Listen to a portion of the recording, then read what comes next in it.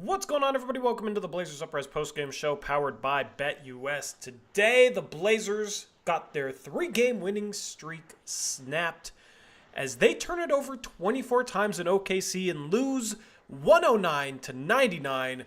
This was a very weird game, to say the least, featuring the Blazers making threes, the Thunder missing a bunch of threes, but getting offensive rebound after offensive rebound and forcing turnover after turnover. And when the opposing team is getting as many more shots as OKC did, it's really hard to beat them, especially when it's a team like OKC, one of the best teams in the league. They get back Hartenstein today. He has an impact. And the Blazers were in this thing, despite their sloppiness, up until a late run in the fourth quarter. Jalen Williams has a great game for OKC, and he puts this thing to bed. And the Blazers are 6-9 on the season. Eric, how's it going, man? Oh, not too bad. How are you, Tori? I don't know. I was hoping they would win this game, so I've been better. But, this is going to be a fun post-game show, probably a little shorter post-game show. Today, our event night is Trade Machine. We're gonna cook up the Trade Machine. I know it's only game 15, it's not game 20, but we continue to see this team play pretty decently without some guys. Both Ayton and Anthony Simons had a chance to return in this game. Ayton was doubtful. Anthony Simons was questionable. Neither of them play, but we'll see if they play on Friday. And the Blazers could have used Anthony Simons in this game just to create some shots in the half court, because while they made some threes, their half court offense continues to struggle, continues to look completely discombobulated. And the Blazers going into this game were by far the worst half court offense in the league. And that's kind of what doomed them today. The defense was phenomenal. The best offensive play for the OKC Thunder was to force a turnover and run the other way. In the Thunder were able to get some easy buckets running the other way when they were able to create some chaos on the defensive end and turn that into offense. The Blazers' half-court defense was phenomenal. Half-court offense, a complete joke, which is kind of the way this team is trending. And I guess two opposite stories. I guess at least they're good at one thing in the half-court on one side of the ball. But, man, it's just a game like this just has me wishing they could do anything in the half-court, whether that's bringing in more offensive talent in the half-court or just scheming things up better, because it looked like they were not in an offense all game long, and just the sloppiness was a mess. Now, OKC turns over teams at the highest rate in the league. They lead the league in steals, so this is what they do. But 24 times is still a ton of turnovers, and that's what doomed them today. Yeah, absolutely. I think they had 16 or 17 of those in the first half, too. And against a team that hunts turnovers and wants to create those chaos plays defensively, you just got to take better care of the ball, and that's one thing the Blazers did not do tonight. It's unfortunate. There was a couple of plays in particular where the Blazers seemingly got frustrated mid-possession, just standing around, not doing anything, and it resulted in some pretty sloppy offense. But I think we keep trying to harp on this, and that's to get out and run more. And good things happened when they were able to push the tempo in this game, but that just wasn't enough at times doing it. And then you got to have some sort of structure, some sort of plays to get some sort of shot for someone off ball or something. You can't just keep running this basic offense and hope that it just magically produces points. Yeah, I mean, we've talked about it all season. I talked about it in the preseason. Just the set design is not good. There's not enough off-ball screening, too many handoffs, right? I mean, we're a broken record talking about that. But in a game like this, that's what held this team back. Because it's not like they shot the ball bad. It's not like they got outshot from behind the three-point line, right? It was offensive rebounds and turnovers, and the turnovers came from really not being able to get anything going in the half court and getting stuck. And it was basically somebody tries to drive, they drive into traffic and without a plan and turn over the ball, or they kick the ball out on their drive and then that person tries to drive. And that was basically the MO for the Blazers offense. Now, if they could get a 3-point look off those kickouts, they shot almost 40% from behind the arc. We'll take that with how poorly this team shoots the ball. But man, it was just an absolute struggle to manufacture shots in the half court, and it just seems like this team is trying to run in mud at times, or they get too sped up trying to make something happen, and just all over the place. And it's painful because you have a team that's playing really good defense. I thought the defense in this game was great. Now, they did give up 39 points in the fourth quarter. They wore down. Some of it was guys like Jalen Williams just making plays. He had 30 and 8 assists, 7 rebounds. That dude is an all-star this year. He's phenomenal, and he made plays down the stretch, made some tough buckets. You know, that's going to happen, but still, like, definitely seemed like they ran out of energy a little bit in that fourth quarter. And, for sure. And it showed up on the defensive end. They scored 30. Their highest scoring quarter was the fourth quarter, 30 points, but the defense was what was keeping them in the game, and that faltered late.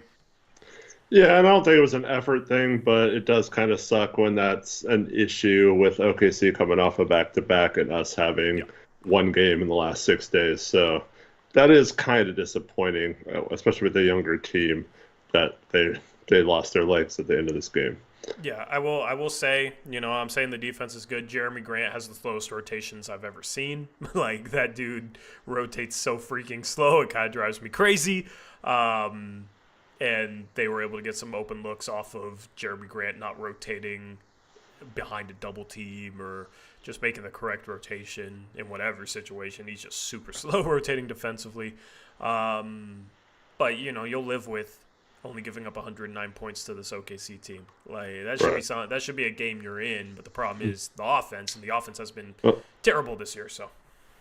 Yeah, so I just did the math. 17 of 41 from 2, 41.5%. Mm-hmm. So yeah, not good enough. Yep, absolutely. And like metrics wise, the Blazers, despite being 6-8 going into this game, I believe they were still the worst ranked offense in adjusted offensive rating. So the offense is still abysmal, despite their recent success. They were ranked 30th offensively and 20th defensively. Their net rating, adjusted net rating going into this game, despite being 6-8, they were 28th out of 30 teams. So, you know, it was a good 3-game stretch, and in this game, too, they continued to do some of what they did in those prior 3 games. So you hope that, that becomes consistent. You know, that's 4 games in a row where they really defended. Offensively, they couldn't really get stuff going, but OKC on the road is a much tougher task than even Minnesota at home or definitely Atlanta at home. So, you know, like they played a good game. This was a good performance even in the loss. It's just frustrating when it's like getting out hustled to loose balls. They gave up way too many offensive rebounds in this game. OKC had 15 offensive boards. The Blazers had 16, but it's the Blazers' MO to get offensive rebounds. They were a top 5 offensive rebounding team last year, and so far this year we're also, they were ranked 5th in offensive rebounds. The Thunder are 27th in offensive rebounds. So one of the worst teams on the offensive glass, but they got 15 offensive rebounds against the Blazers. That's just not good. Helps having Hartenstein back, but I mean, you look at the stats, man. OKC 91 field goal attempts to the Blazers 79, and with how bad the Blazers offense is, it's going to be nearly impossible to win a game like that because I mean, they outshot them about as well as you could hope they would outshoot this team, despite how bad they struggled in the half court. Yeah, and so as you become a better defensive team, I think it's important to take that next step, and that's finishing the play off, whether that's after you've rotated a couple times, still flying around and getting to that 3rd or 4th rotation, and not just stopping after you do it like one closeout, because if they swing the ball around, you still have to get back into the play. And then the other part is something that this team has struggled with for a few years now, and that's offensive rebounds, or giving them up at least. It's really critical that you rebound well, and it's very underrated in terms of how people view defenses, but you have to get the ball in order to stop a possession. You can't just play good defense and then not box out and give up a shot, because usually on an offensive rebound too, you're giving up like a an open shot at the rim, or you're getting a kick out to an open shooter and stuff like that. So you can't be doing that as many times as the Blazers have and still be successful. Yep, well said. Who do you want to start with in terms of just player performances today? We'll rifle through these. Well, can we talk about Hartenstein for a second? Yeah, go ahead, man. Because that was the most underrated pickup of the offseason.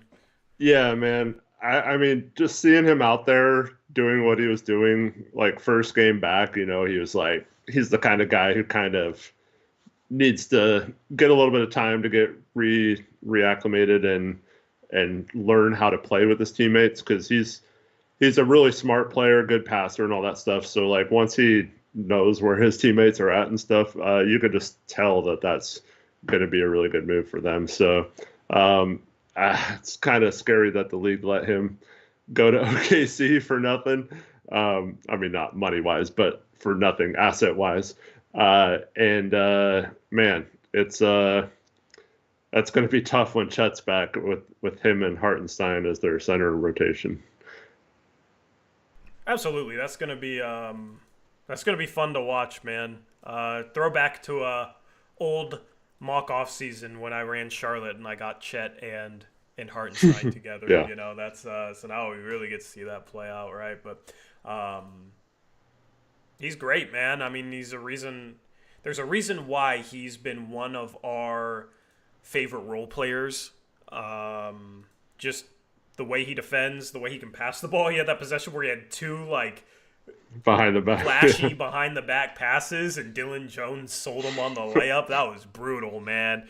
That was brutal. But just very active, and he was part of the reason why they were doing better on the glass in this game, on the offensive glass. And it's the Blazers seem to do better against a traditional big man. And he's more of a traditional big man, but he's just so agile and mobile and active. It's not like a Rudy Gobert or a Clint Capella type. He's a little bit more energetic of a big man than both those guys. So his energy had an impact on this game for sure. Yeah.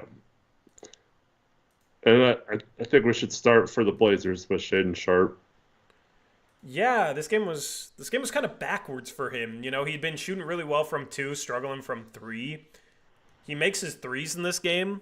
He was 4 for 7, but struggled driving, man. I mean, very turnover prone. Let me pull up the box score here. Sharp finished with 6 turnovers, only 2 assists. Was 4 for 8 from 3. Was 2 for 8 inside the arc. He basically had no dribble drive game this entire game. Like, he was not able to do anything off the dribble. And this is why I don't want to get too high or too low on Shaden Sharp. Because he had those 2 big games, 33 points followed up by 32 points, where he took over games down the stretch, and people were like, oh, look, he's breaking out into a star. Now, I did have a short titled that, but it's YouTube. We saw him have good 2-game stretches last year where he looked like, oh man, this dude looks like a star. And then he would follow that up with some really bad play. And until he finds that consistency, I'm not ready to start proclaiming him as anything whatsoever. Like, in a game like this, he needs to be a little bit better. And listen, he's going to have games where he struggles. Everybody has games where he struggle. I mean, SGA was 7 for 19, and Shea was 6 for 16, right? And SGA obviously is a star, but what did SGA do? He got to the line 14 times, and he didn't turn it over like crazy, right? He's still able to get into the paint, make decisions, collapse the defense, play at his own pace. All those traits that make him a star that Shaden Sharp still has yet to develop, and he has all the time in the world to develop him. He's 21 years old, but this is just where you hope that this is just an off game. I think we're still kind of I don't know what Shaden Sharp is going to be in year 3. I don't know if it's going to be something where he has a bunch of games like he did in the past 2 where he's scoring the ball crazy well and he does that consistently enough, or he's a 20-point per game scorer and at the end of the season you're very comfortable with him being a future star. Or if it's going to be more of kind of what it was last year where he'll have a couple good games and be like, man, if he could just do that more consistently, if he could just do that all the time, and then follow it up with games like this. So, we're still he's barely played this year, and not even this year as in this season. I'm talking about this calendar year. He hadn't played since January before returning recently. So, still maybe getting his legs a little bit under him. He played 38 minutes in this game. I do think the half-court offense, being as crappy as it is, kind of diminishes him a little bit because I think he's a threat in space, backdoor lobs, cuts, like in an offense like this, it's a bunch of standing around, so he's not really being utilized like that, where he can maybe get going off some of those plays. But it was just a little, it kind of sucked just to see how neutralized he was off the dribble in this game. Yeah, he was a little sloppy, especially in the first half with the dribble. Gotta hone that in a little bit. Don't like to see the 6 turnovers. Outside of that, I don't think it was like a bad game necessarily. I mean, he's not going to score 30 points every game. It was a good game because he made threes. It was a good game because he made threes. Yeah, I thought he settled for the 3 a little too much initially. He ended up making 4, but like I don't know. I don't. He was 2 for 8 inside the arc with 6 turnovers. Yeah, but like a lot of those were in the second half. I thought early in the first half he wasn't really trying to get to the rim. He missed his one shot at the rim that he got right. He got all the way to the rim and then threw it off the back of the rim. Isn't that kind of the Sharp dilemma though? Is he'll have games where he's just not aggressive enough and doesn't attack enough and just kind of like disappears a little bit and floats out there, and it's like he needs to be more aggressive in order to really take that next step. But I don't know, like there is gray area. It's not like you break out and you're good then from then on. Like there's going to be some ups and downs, of course especially not. I said that. Especially now, you score 30 points in back-to-back games, you're going to be the main focal point, especially with Anthony out of the defense. And OKC's got a ton of dogs on their defense in terms of perimeter defenders. That's just a tough learning experience for him. But I don't think he really. I don't think he played bad outside of those early turnovers in the first half, where he just you can't get that loose with your dribble around those guys who are looking to steal hunt. But yeah, I don't know. I wouldn't say it's like, oh, this is like a fall off from him or anything. No, I'm not saying it's a fall off at all. It's one game. I just said he shot better than SGA. SGA had a bad game.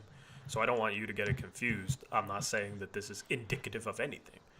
What I'm saying is he struggled with inconsistency last year. We have not had enough of a sample this year to come to any conclusions about anything. And this is where I'm not going to take 2 games and announce that he's arrived, right? Because need to see more. But I'm also not going to take this game and announce that, see, those were fluky. No, not at all. Not at all. He's obviously very talented. We know where he's talented.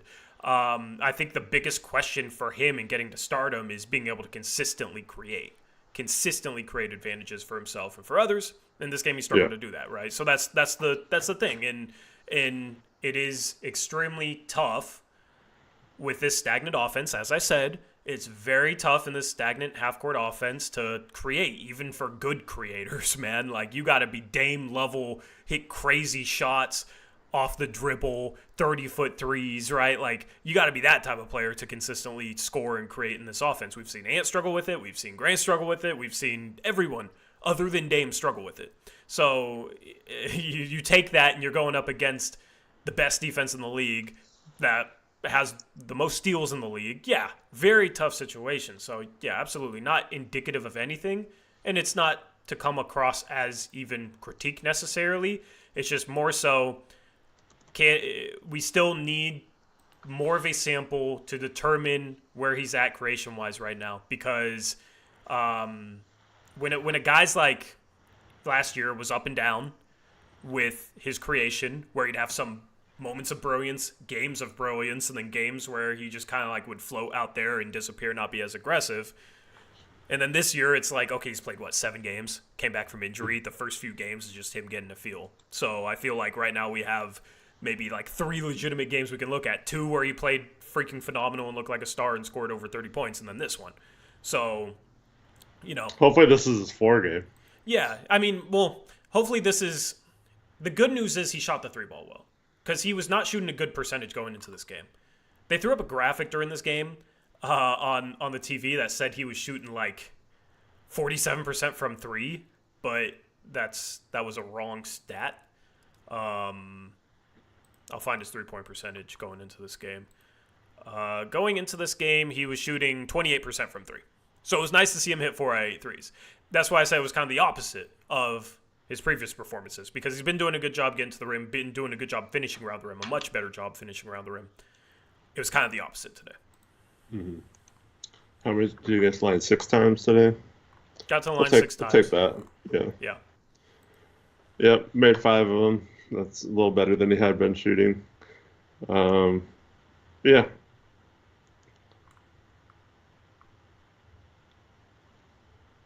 Yeah. Let's get caught up on some of the donations real quick. Shout out to Embarking Box member for 18 months. Says, so Chauncey kind of figured out how to coach now. I mean, he still has no idea how to scheme up a half-court offense at all. Eric Olson says, Tori, imagine if Sharp does both. I want to see him do both. He's capable. Well, especially if... I mean, you have to be able to... I know it's harder with more challenging players on offense or not having, like, as many creators on the floor, but you have to be able to scheme some sort of offense to your personnel, and I don't feel like he still has done a good enough job with that. Nope, not at all. Shout out to Josh Sargent, $5 donation, says, for all the gifts Sharp has, how is his handle so below average? That is just drills. Go Blazers. I don't know if I would classify it as below average. There's still room for improvement with his handle, but with how athletic he is, like, he doesn't need to have a super crazy handle. The hope is that he just continues to develop it and get shiftier and create even more space and more advantages for himself, and then how do his athletic gifts pop in those scenarios, right? So, his handle is definitely better than it was his rookie year. His rookie year, his handle was awful. So at least he's made some progress.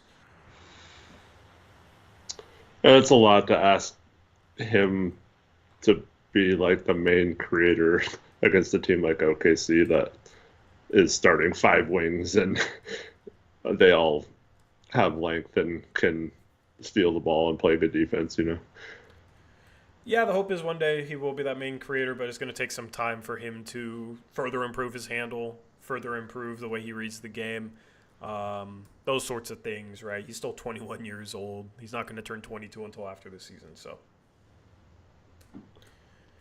The next donation, Tom Fisher, what's up, Tom, with a $5 donation, says, first time watching Blazers Uprise post-game this season. You both still look great. Keep up the great work. Thanks, Tom.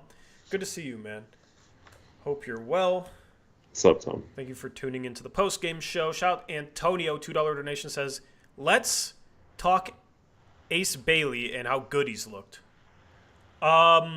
He's looked good, man. I know he had a big game today. I have not seen the highlights and whatnot. He's just going to be a very polarizing prospect. Like he's an enigma, where he struggles getting to the rim and settles for all these like crazy off the dribble jumpers, but like hits a ton of them, and it looks really, really good.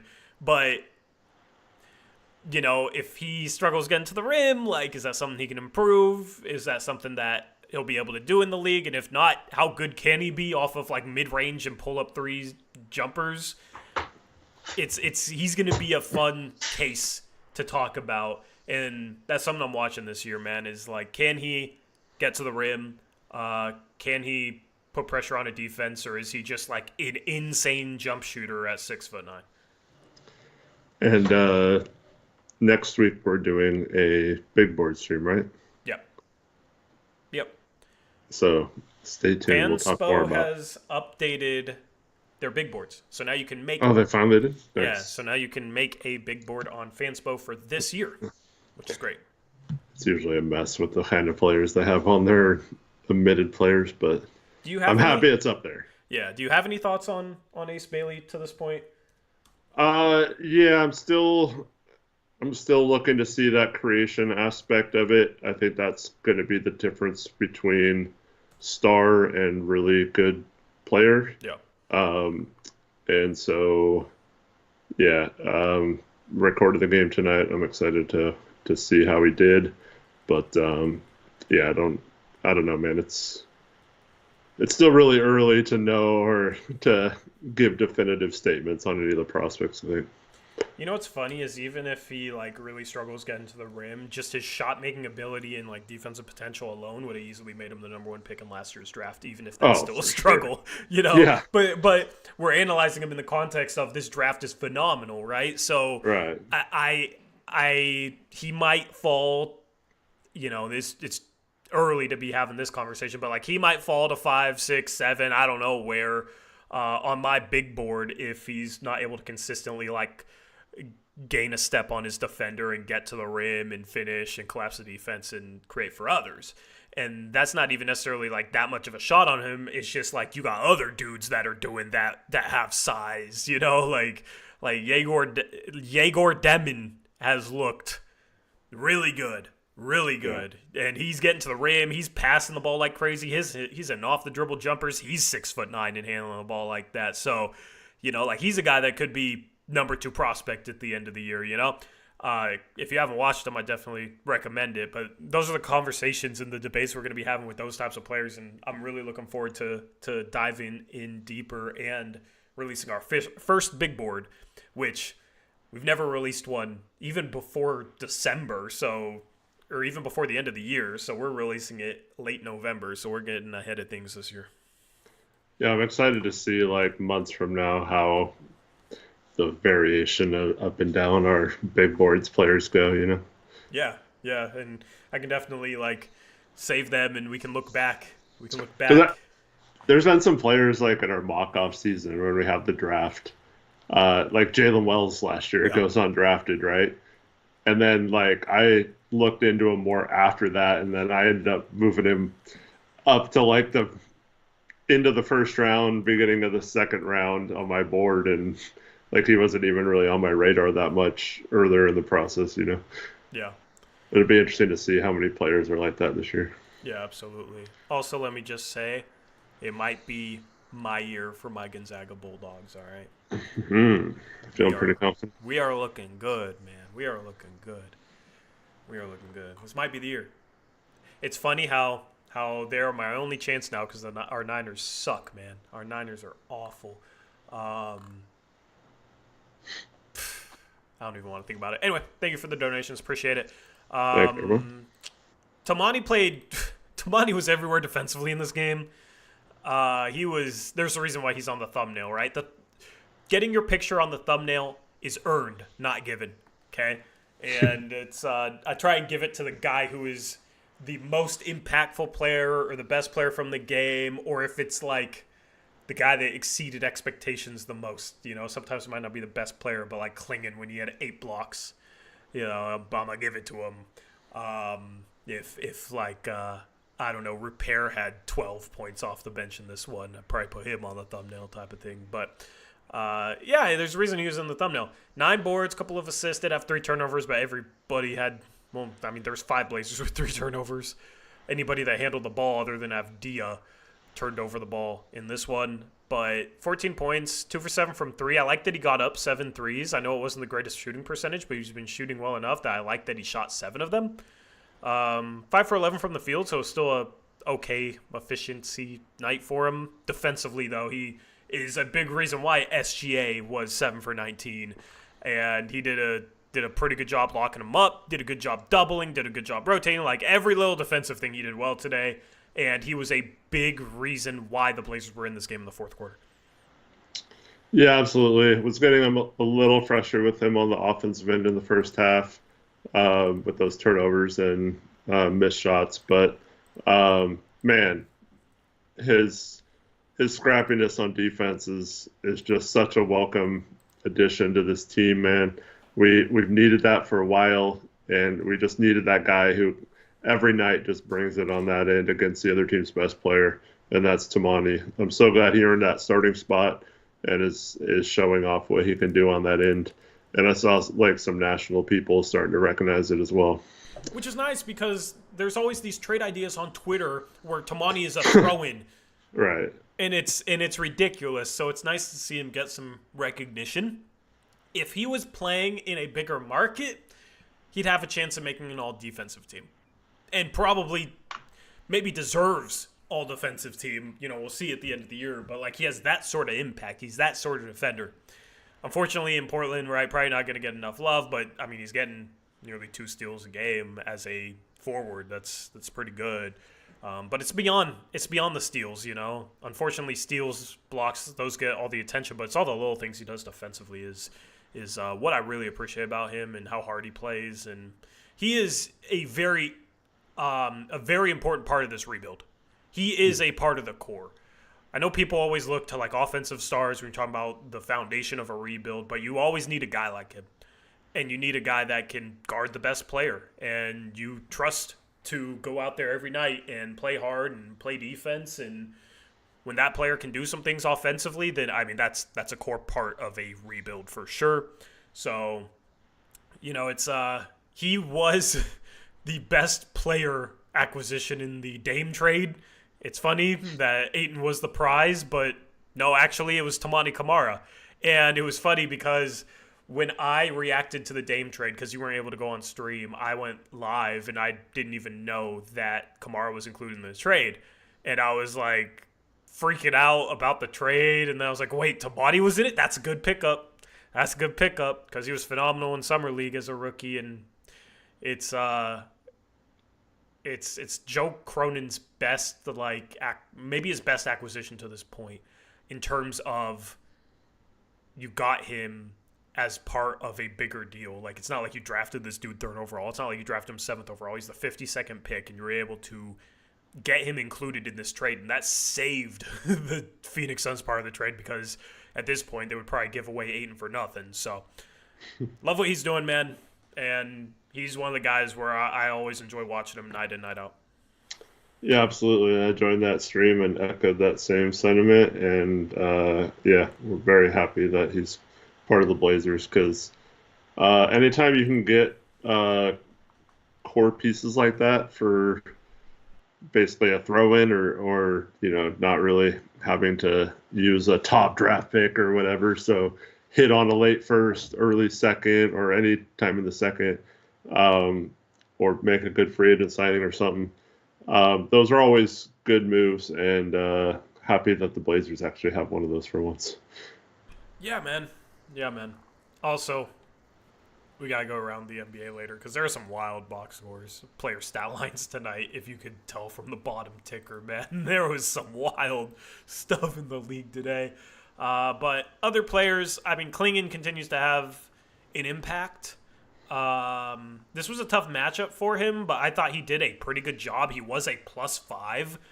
10 points, 9 boards, 2 steals, 2 blocks, 3 fouls in 21 minutes, was 4 for 7 from the field, hit a 3, 1 for 4 from the free throw line. We gotta clean that up a little bit, but he had been shooting well. He was 15 for 18 coming into this game, so much better than he was in college. Mm-hmm. He was good, man. He was maybe the other really good player for the Blazers tonight outside of Camara. That 3 was huge, man. He shot that with confidence, and I mean, his shot just looks good. You know, I don't know if he'll ever be a volume 3-point shooter, but it's funny because he hit that 3 and then Hartenstein started guarding him close on the 3-point line. So, you know, hopefully he can continue to grow into like that stretch 5. But just the defense and 5 offensive boards in 21 minutes is great. 10 points, 20 minutes. He had a good game. Yeah, there was a point in the first half where he got the ball around the free throw line, was wide open. I kind of wanted to see what that looked like. Yeah. Him shooting that mid-range shot. If it's there, you're open. You've proven you can hit shots. Like, just shoot that ball, man. And then there was a couple times where he got a little too sped up well, like he had a couple of good offensive rebounds, but then couldn't either get the ball back up from down low because it got swiped at, or missed a chip shot, hook shot, or something. So just gotta finish on those and learn how to not get the ball stripped as much. But other than that, yeah, I don't think any of us could really complain about how Clingan has stepped up in Ayton's absence and kind of solidified himself as the center of the future. Yep. Absolutely. Robert Williams was a little bit more invisible in this game than in past games. 4 points in 24 minutes, 8 boards, 2 assists, no blocks, no steals. He wasn't bad necessarily, but just didn't have the same impact he had in earlier games this season. Mm-hmm. So I think Clingan outplayed him today, had more of an impact. But, I mean, that's the thing with somebody like Robert Williams. If he finishes with a game like this, it's like, okay, he didn't mess anything up. Like, and he didn't get hurt. Yeah, didn't get hurt. I don't remember any mistakes he made in this game. Like, some games he's going to have a huge impact, and some games he may be just a little bit more like serviceable backup type of guy. But still, it's not like he's going to make you pull your hair out, right? And it's not like he's going to give poor effort. So this was definitely a quieter game, but still a fine game from him. Yeah, absolutely. Avdia started 0 for 5, finished 4 for 10, 1 for 3 from 3, 4 for 7 from the free throw line. 13 points, 6 rebounds, 1 assist in 24 minutes. Eric, do you have a problem with his minutes allotment right now and the way they're using him? I don't have a problem with the way they're using him necessarily because, I mean, it's been like this all year. Yeah. I guess I've had an issue with it all year. Yeah. Is what I meant to say. Like, I don't think it's like a bench versus starting thing. The only thing that's been misguided, I think, is his minutes. But he also, I mean, does he need to play better to get more minutes? I don't know. He still has to. I mean, it's not like he's not playing hard or anything. That's not what I'm saying. It's just like the result-based stats need to be there as well, Yeah. I see a game like this and Grant plays 39 minutes. Mm-hmm. Grant was invisible out there today and had some horrible defensive rotations. Like, he rotates so freaking slowly. And he has not been good this year. He's been better defensively this year, but offensively, 38% from the field as a power forward, not good. 34% from 3, 17 points, 3 boards, 2 assists. And he's playing 33 minutes a game. Jeremy Grant has not been good. And he was not good in this game. And plays 39 minutes. I just don't really agree with that. And especially in a game where it's like you are getting destroyed on the boards, part of the reason is because you got Jeremy Grant as your power forward. That gets 3 rebounds per game in 33 minutes. Yeah, I don't think anyone on this team should be playing 39 minutes a game, especially not Jeremy Grant. Yeah. I mean, he got 6 rebounds today. To his credit, that's amazing for him. Avdia got 6 rebounds in 24 minutes. It's like, okay, that's to be expected. So Jeremy is, with Ant being out and Ayton being out, like, Jeremy is easily becoming like the biggest disappointment this year. He just has not been as impactful offensively, and I do not know why. I don't know what happened. He's not making threes at the same rate. And maybe it's just a slump, but we're 15 games into the season. Well, I don't think he's getting open ones like he was in previous years. Did he get open threes last year? I felt like he did. I mean, even when he has an open 3 this year, I feel like he does not make them, Yeah. But I felt like we did a much better job of getting him 3-point shots last year. I don't know. Yep. I don't know. There's the stuff before the season. I don't know if he's fully mentally locked into being here, and that can definitely have an impact on his play, I guess. But I don't know.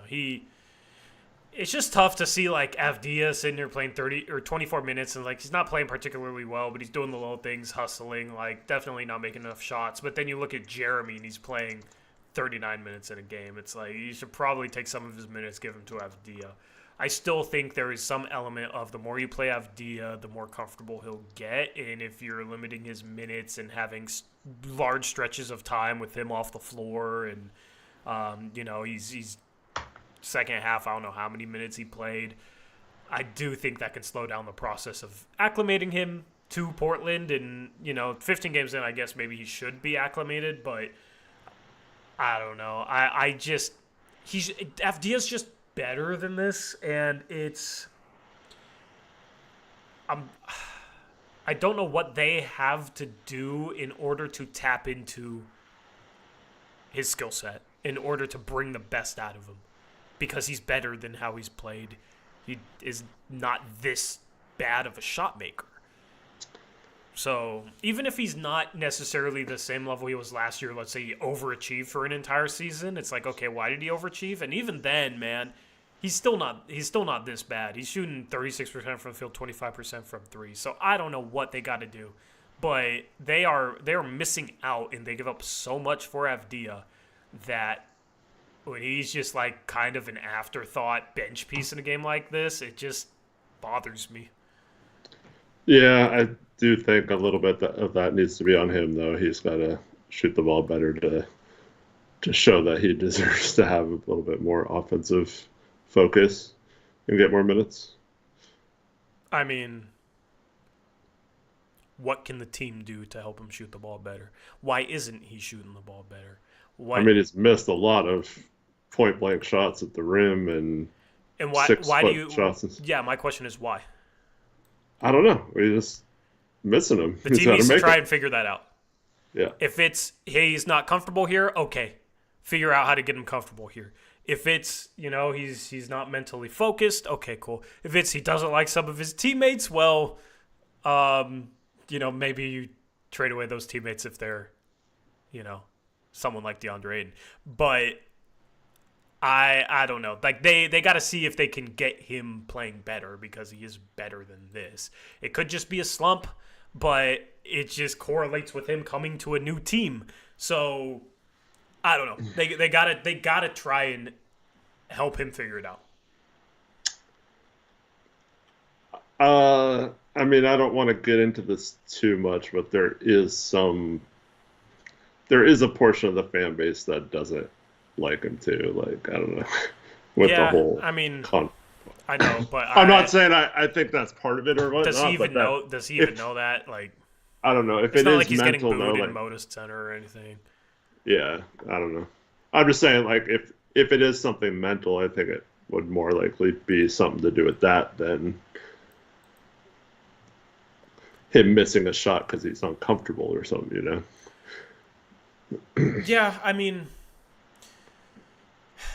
I've said this, and I felt like this going into the season. I've said this all season long. I feel like he would play better with more flow and more spacing.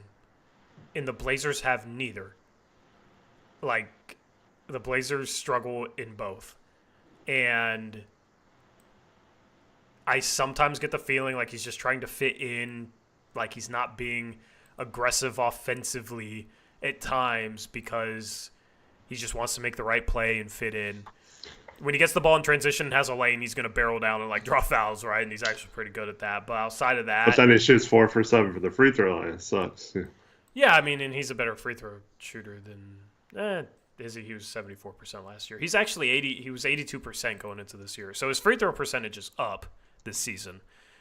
It's just I don't know. I don't know what they got to do to get him right, but he is struggling, man, and that's part of the reason why I think the Blazers need to trade Grant and just give that starting 4 spot to him and see what they can figure out here. Because, like I've said before, they gave up way too much for this guy to not try and figure it out.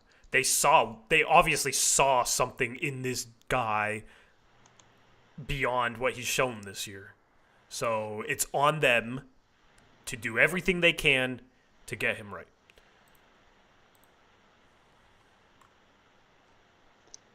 I hate to ask you this, Tori. would you trade him for Dalton Connect right now? Oh man. At this point, I'm pretty much at the point where I'd say I undo that trade if it meant drafting Dalton Connect, but also getting back that first round pick and then trying to trade Brogdon for anything, right? Like I don't want Brogdon on this team, but I try to tell people about Connect, man. He's gonna be good. Like he's just so obviously going to be a good NBA player. I don't know if he's gonna be a star, but he looked like a star last night. 37 points last night. He made like 6 threes in 4 minutes. He's one of those guys, Eric, that when he gets hot, he is insane. Like he gets on such insane heaters, and he can completely take over a game with his shooting ability, his ability to move off ball. And it's like on a team like this, wouldn't that be freaking nice to have? Yeah. But no, he's 23, so, he's going to slip to 17 and end up a Laker. It's just disgusting. Like, he might be a permanent starter now as a rookie on that team. He's shooting 46% from 3 as a rookie so far this season, scoring 11 again in 21 minutes. He's legit. He is legit. So is McCain, who was picked 16. Yep, McCain's legit. I mean, he can... Listen, man, he can shoot the ball. The three-point ball is becoming so important that, everybody looks for stars in terms of, okay, can they create off the dribble, right? But if it's not obvious that a dude is going to become a star, I don't mind taking the guy that is going to shoot the cover off the ball. And the two guys like that this past draft class were Dalton Connect and Jared McCain. And look at what they're doing right now. Right? So this season, if the Blazers don't end up with a top 4, top 5 pick, maybe you're looking at the Liam McNeely type of guy. Because he's probably going to be able to come in and shoot the lights out. Compared to maybe a VJ Edgecombe. Like, I am not sold with Edgecombe. We'll talk more draft in the future, but I want a guy that is going to shoot the cover off the ball on this team. And they need star power, but if you're not getting star power, you need shooting, man. You need shooting.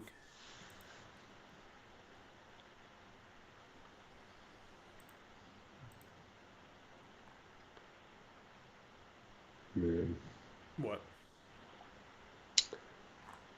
Wish we had those shooting. Yeah. I mean, we shot the ball well. We shot it decently today, but it's obviously been a problem. Spacing's been a problem. So, I'll use Denny to segue into Scoot, because Scoot's our only, true point guard right now with Anthony out. And, some could argue even with Anthony. But the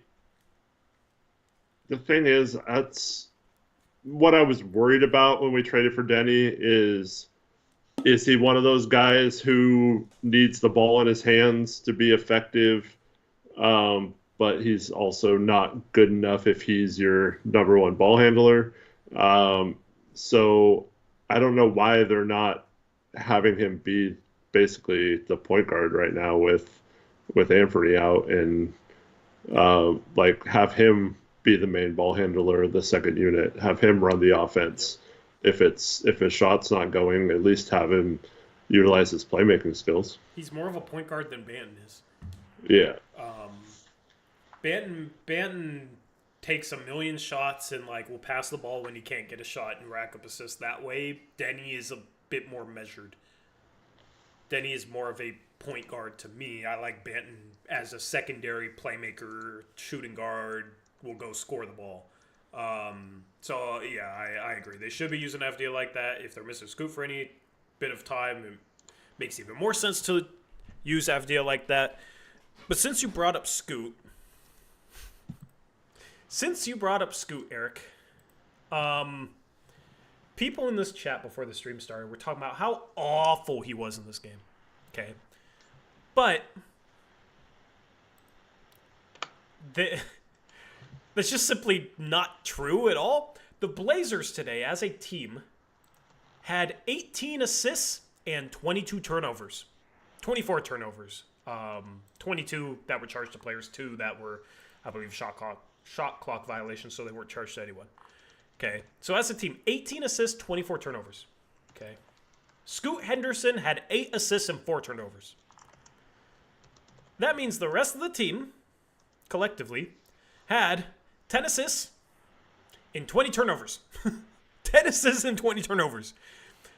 Scoot was 3 for 8, 1 for 4 from 3. Okay, still a 3-point shot is a little bit rough, hasn't taken any sort of shooting jump. Right, but 2 for 4 inside the arc, 1 for 4 from 3. Defense wasn't bad, for an undersized guard. How was he awful? I am just so baffled. How was he awful to people?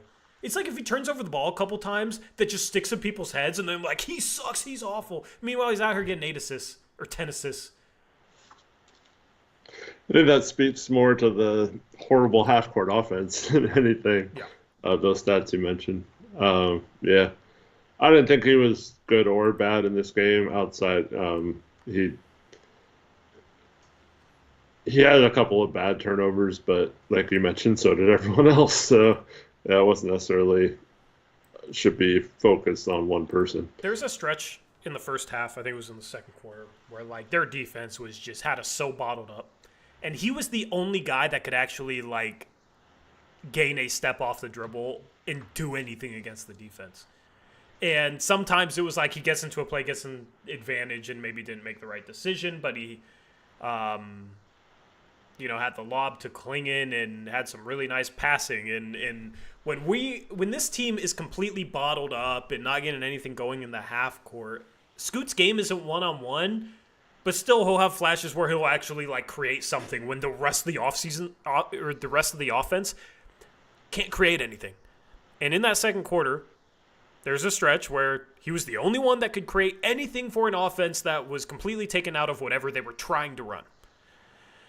And to me, if you have more than a 2-to-1 assist-turnover ratio, cool, I'm not tripping on your turnovers. If you turn over the ball 5 times to get 10, 11 assists, cool. That's fine. You know what I mean? When you're responsible for making a bunch of plays, you're going to turn over the ball a little bit. Okay? Now, obviously, turnovers can be a learning experience, and they should be used as a learning experience for him. But when the rest of the team has 10 assists and 20 turnovers, I'll take a guy who has 8 assists and 4 turnovers. It's much better than the rest of the team. So, I don't understand it, man. Yeah, I mean, if you put it that way, I understand what you're saying.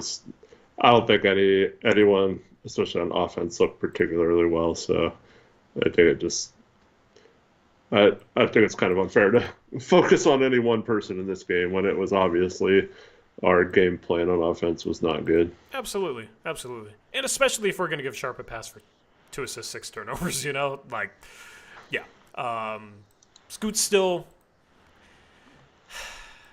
he's still working on his game. He's finished a little better this year. He hasn't shot the 3 ball as well this year.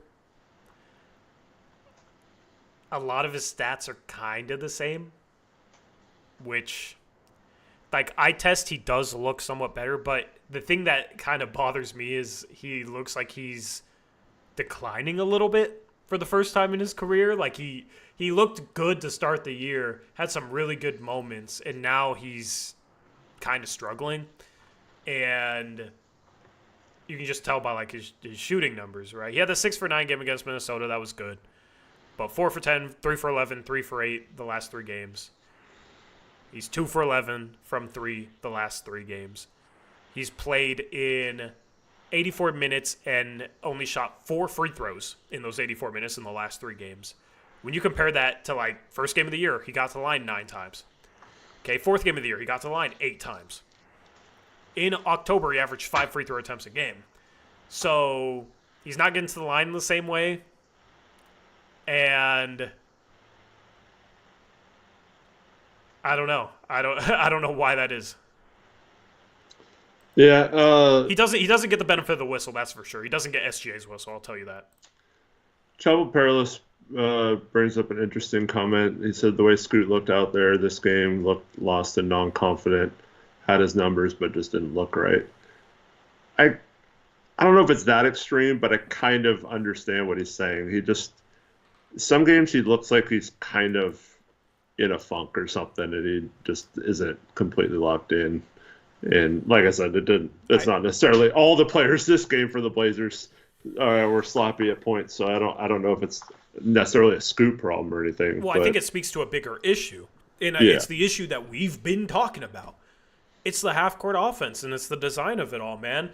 Your half-court offense, your sets should be designed to get players into positions where they're comfortable. And in a game like this, nobody was comfortable offensively all game long. And there's nothing ran to get players into a position of strength offensively at all. And that applies for Scoot, that applies for Denny, that applies for Sharp, that applies for a number of guys, right? And that's the problem I have with the design. It's like if you're a young player and you're still trying to figure it out, like, set something up where you make it easier on them. Run something that makes it easier for them. Instead, it's Scoot, okay, you got the ball, everybody's standing around, you got to create against Lou Dort. And then even if you get 8 assists and 4 turnovers, fans are going to kill you for it. You know?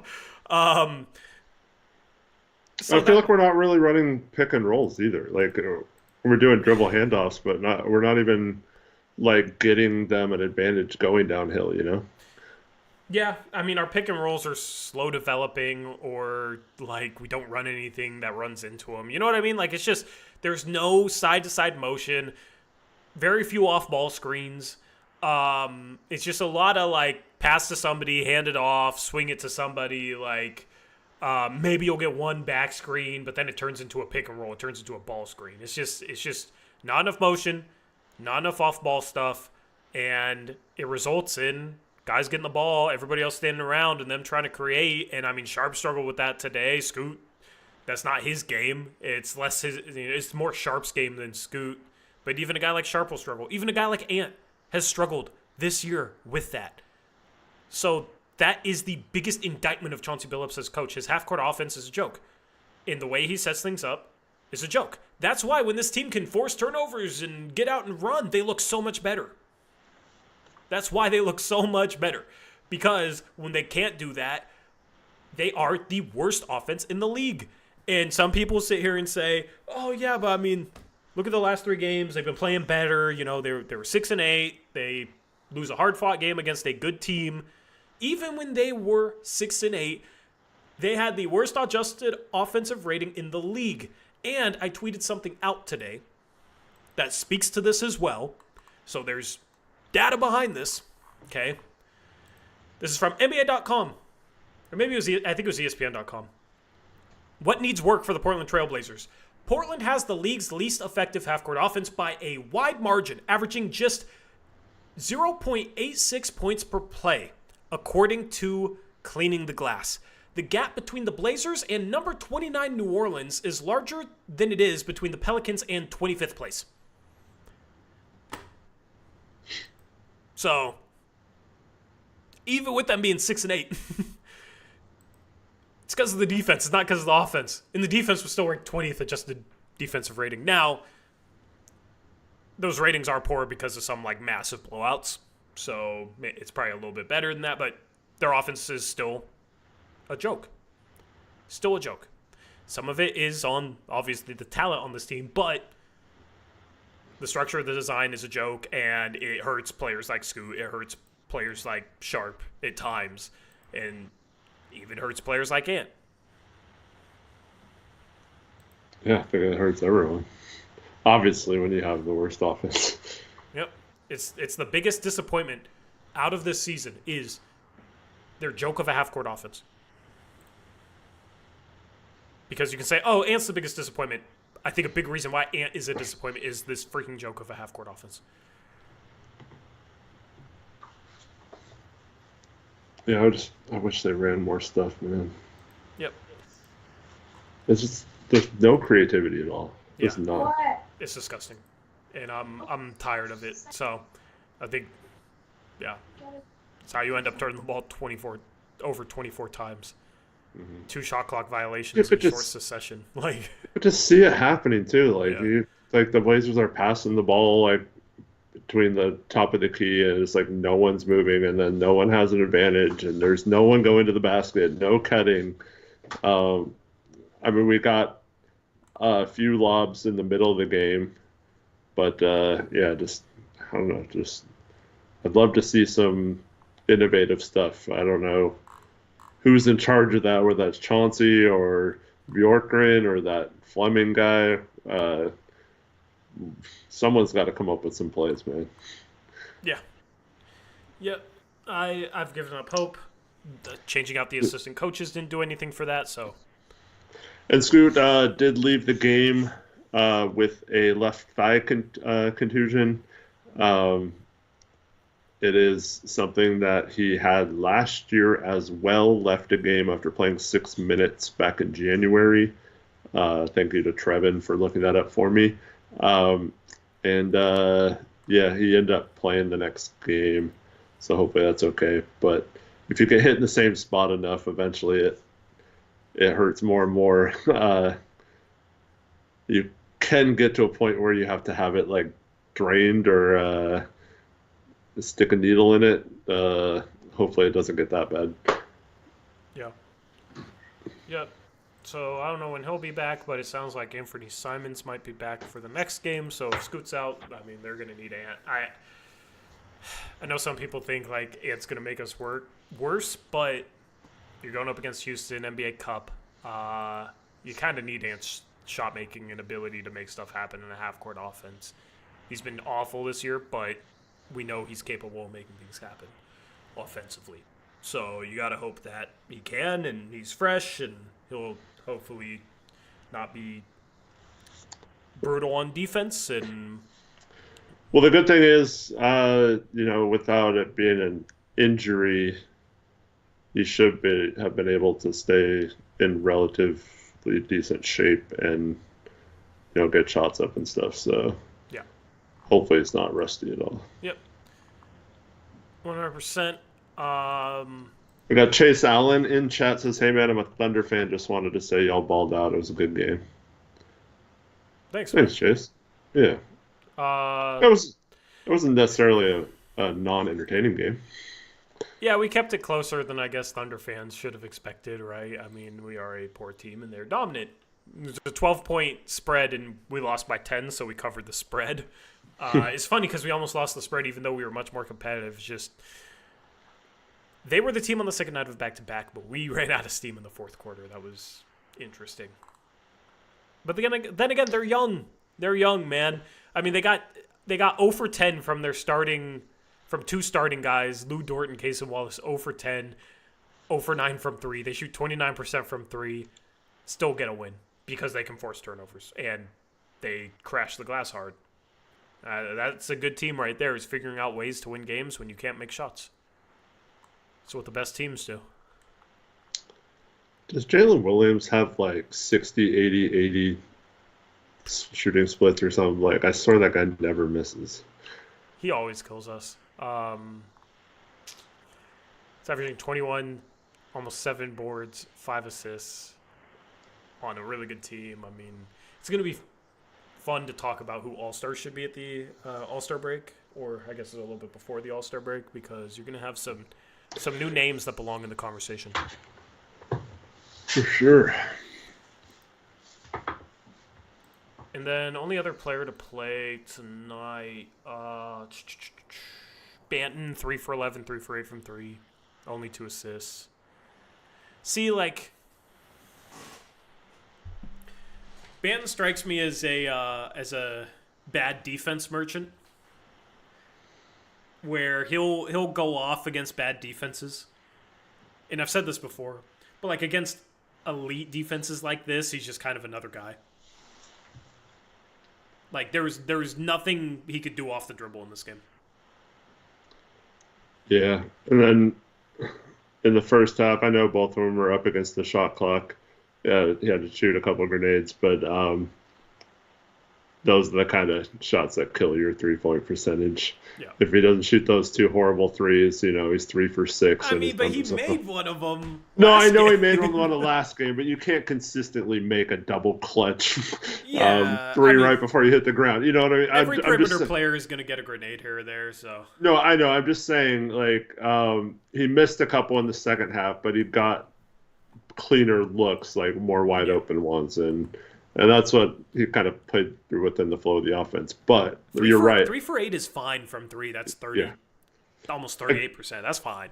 Against good teams, he's not getting to the rim like he does. Yeah. And I mean, he did against Minnesota, I guess. So they're decent defensively, but Are they?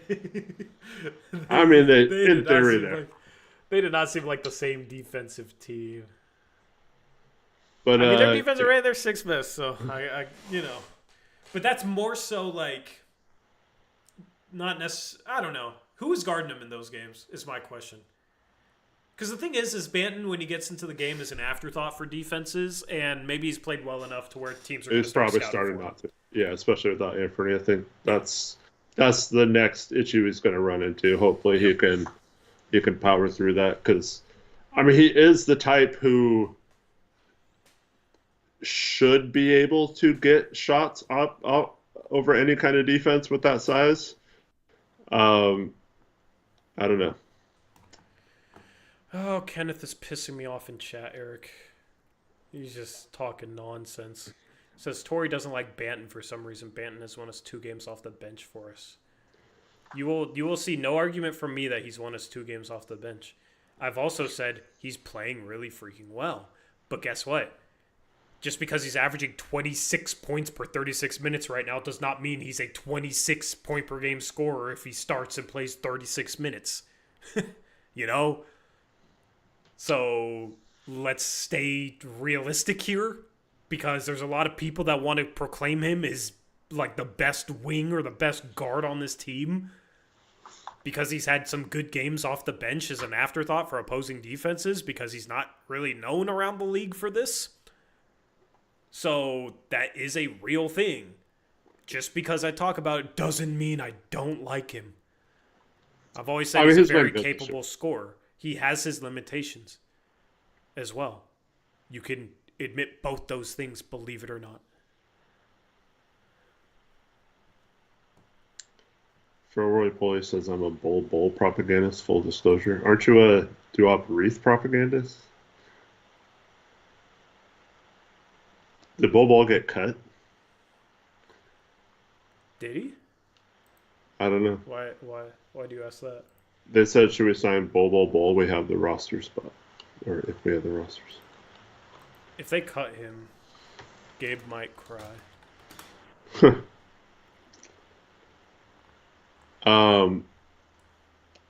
I don't see anything, so. Oh. Is a free agent this year? Yeah, I don't think he got cut. Is it still a free agent? Did they ever re-sign him? I don't know. I don't remember. You know what? I'm going to say something funny, Tori. Oh, boy. I thought taking Chris Murray out of the game in the first half was the wrong move. I thought he was playing well, and Sharp came back in for him instead of Denny, who wasn't playing well at the time. And I thought Chris was doing some nice things out there. Why is that funny? I don't know. It's just weird to say out loud, I guess. I mean, just another. Yeah, I mean, a couple buckets, and that was it in 4 minutes. He's just another one of those guys that would be. How do I phrase this? I guess defense like this, he would have been a complete non-factor off the dribble. And with how much the Blazers struggled to create shots, I don't know if that's the type of guy you want in the game. But at the same time, it's not like you got many other guys that can consistently create, so you might as well have somebody that can do the little stuff. So I see your argument, and I, could also play devil's advocate with it. I don't know if it was going to make a difference, but Grant played 39 minutes and had 3 buckets. So Yeah. He Chris definitely had should have 2 taken and some of those 4. minutes. Yeah. Yeah. Later, Bucks. I don't know. I kind of like the way Chris has been playing lately. Yeah. Not saying he should be part of our rotation in the future or anything like that, or a part of our core or anything. I don't. He's not pissing me off when he goes out. I mean, he's not pissing That's me a off. win. He's shooting 36% from 3. Listen, if he's making threes, he's fine. If he's making threes, he's fine. The problem is small sample. Small sample, but good start to the season shooting wise. But he's playing 13 minutes a game. He's only shooting 1.7 threes per game. So he's shot, 22 threes and made 8 of them. Like, that is way too small of a sample. Yeah. He was 49 for 183 last year for 27%. So don't know how much stock to put in how he shot the ball, but I agree he's not pissing me off because he's actually making an okay amount of threes. And he plays some defense, and he does the little things like. Let's think maybe when we're having rebounding issues, play him over Grant at times and might get a few of those rebounds. Yep.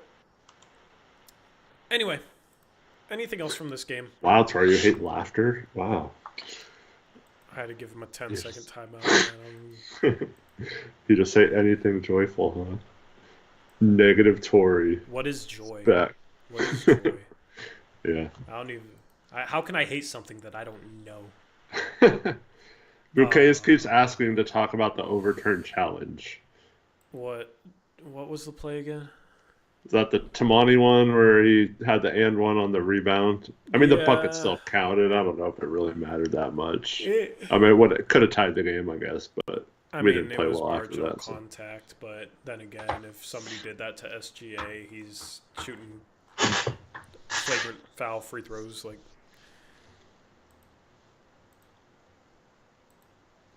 sorry, I had to put somebody else in timeout.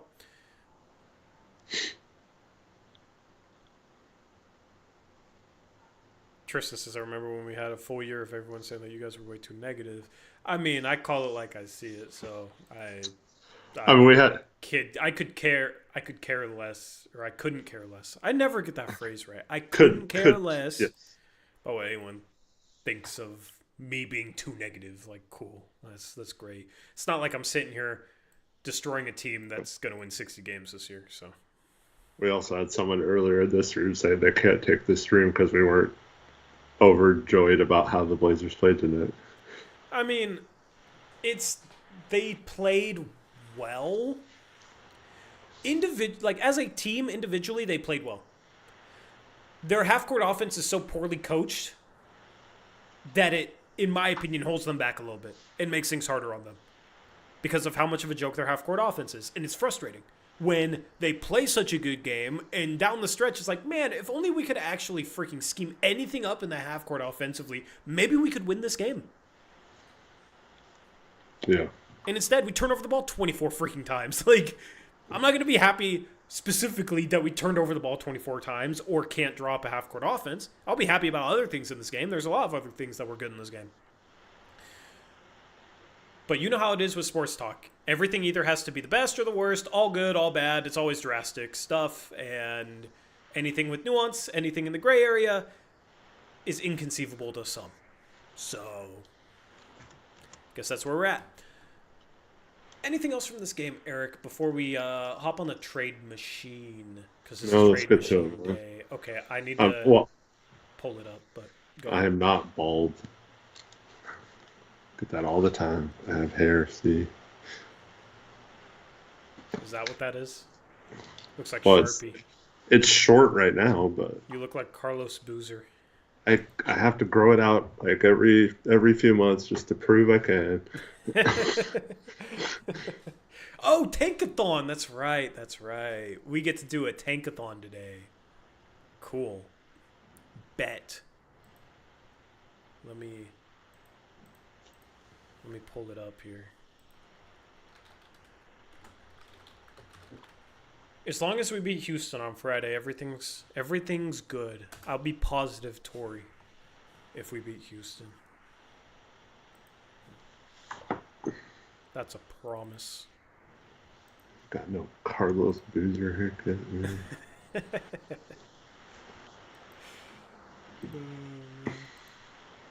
All right. I almost always give myself a free haircut, so I tend to cut it shorter so I don't have to do it very often. That's Blazers are 6-9, tied for 8th best odds. 20% chance at top 4, 4.5% chance of the number 1 overall pick. Philadelphia is 2-12. I don't know if they're recovering, Eric. They are broken.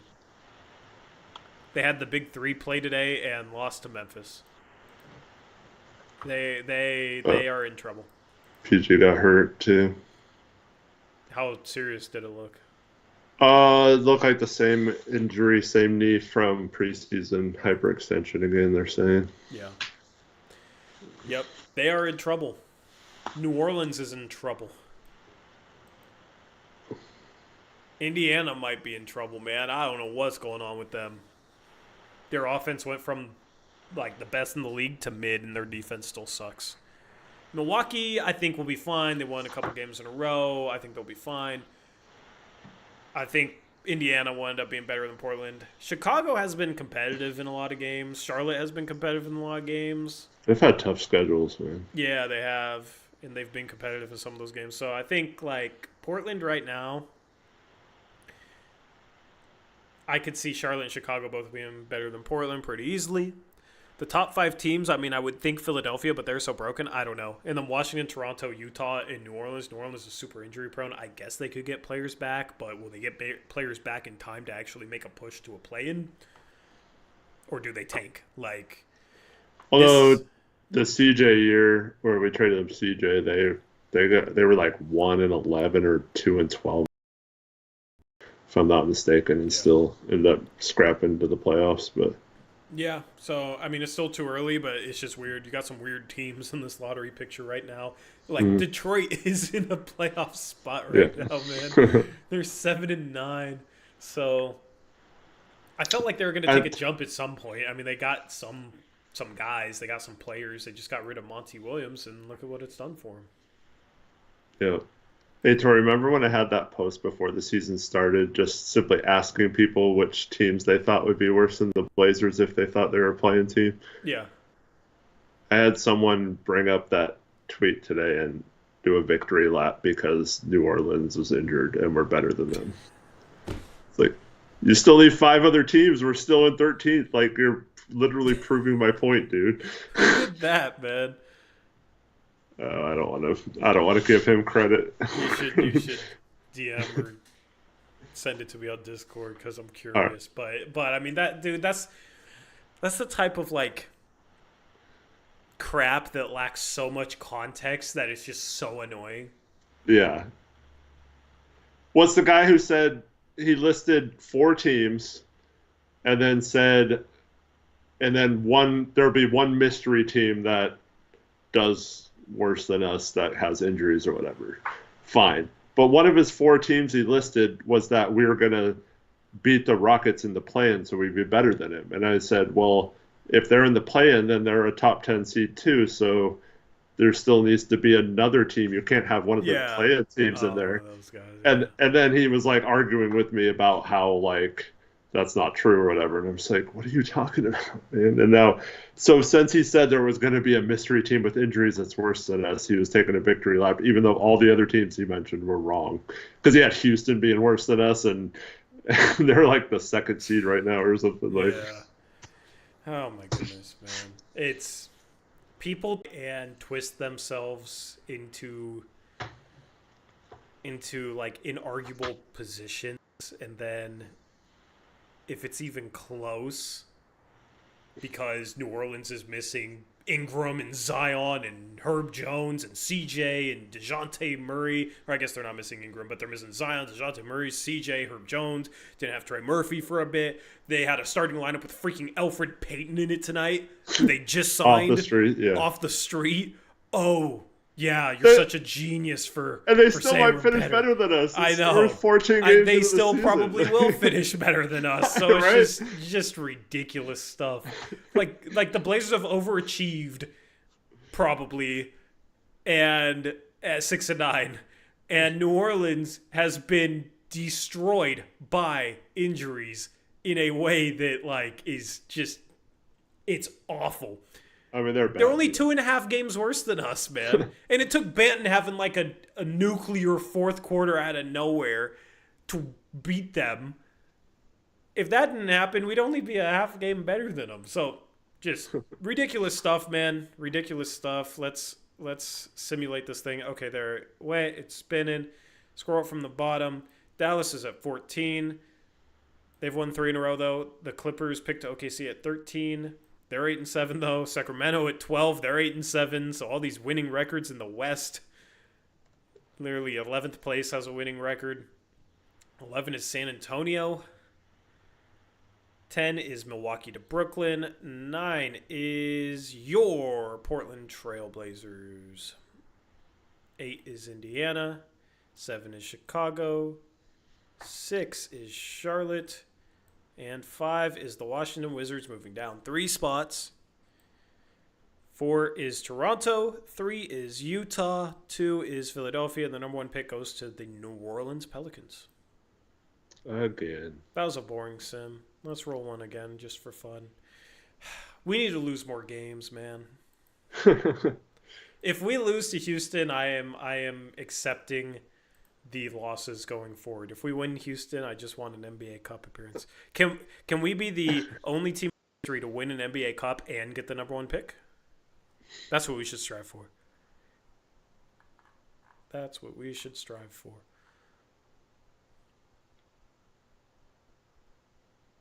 Anyway, I'll load up the just curious who Tankathon has 9th. Nolan Traore.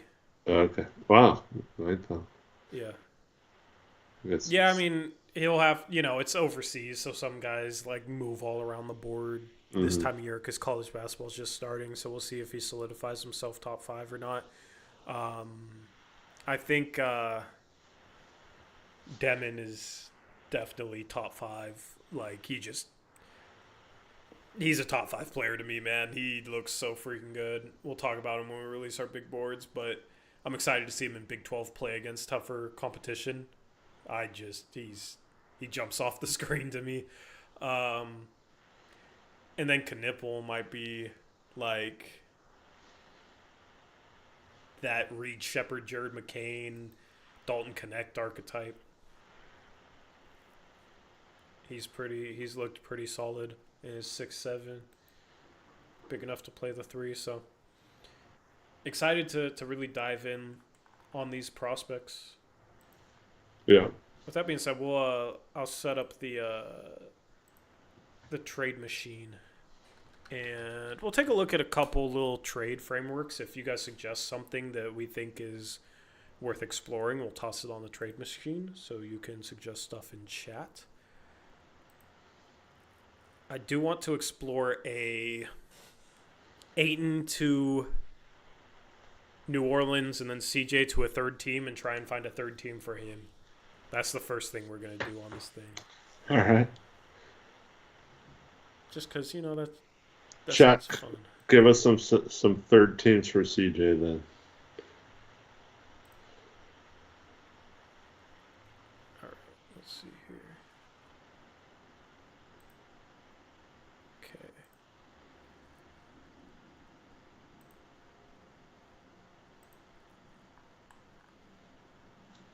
If this could load, that would be phenomenal. Yeah. There we go. All right. So, Portland, we're going to look at Ayton trades first, then we can look at Grant trades. I think there's kind of 3 teams that you could look at for an Ayton trade. We talked about this recently, but we'll run through all of them. So first one is Pelicans. They're not trading Ingram straight up for Ayton, so unless they get back assets and then take on Ayton, I don't know how anything like that works. But I could see them being willing to move off of CJ now that they have DeJounte Murray. Why can't I find the Pelicans? Oh, they're down there. All right. So basically it's Ayton to New Orleans, CJ, who basically makes the same amount. Chat, let us know who you think could use CJ McCollum or maybe is willing to trade for CJ McCollum. Someone said 76ers, someone said Orlando. I think both those teams have trouble matching. Well, also the Sixers have Maxey and McCain, so Yeah. I don't know why they'd want CJ.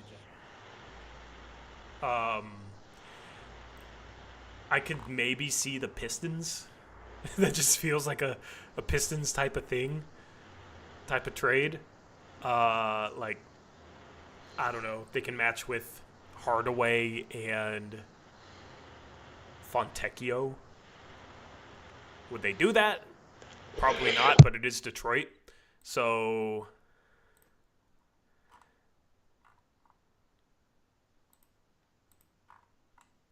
maybe you can get something like this. Let's see. They have cap space, so this actually works. It'll say it won't because Fontecchio can't be traded until December 15th, but this is like the type of framework that I would be looking at if the Pelicans are willing to swap CJ for Ayton. Basically, you go into the mode, is any team willing to give up like expiring contracts or contracts that aren't that bad for CJ? Fontecchio could be that like small forward shooter type that could be useful, and then Hardaway's expiring. So you save, instead of paying Ayton $34 million next year, you're paying Fontecchio only like $8 million. So you save a ton of money. You get off Ayton, you clear up that logjam. Do you have a destination in mind for CJ, Eric? Yeah, you're muted, by the way, if you're talking. Someone said Chicago might be. Yeah, so Chicago's Lonzo Ball's expiring. That might be. It might help the Blazers' case in that instance if Lonzo's hurt. I know he's dealing with something and he's very injury prone. CJ and Zach LaVine backcourt. I don't know. They do got Kobe White, so it's tough, but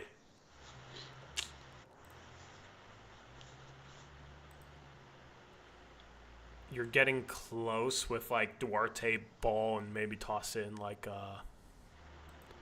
I don't know, like a Dalen Terry.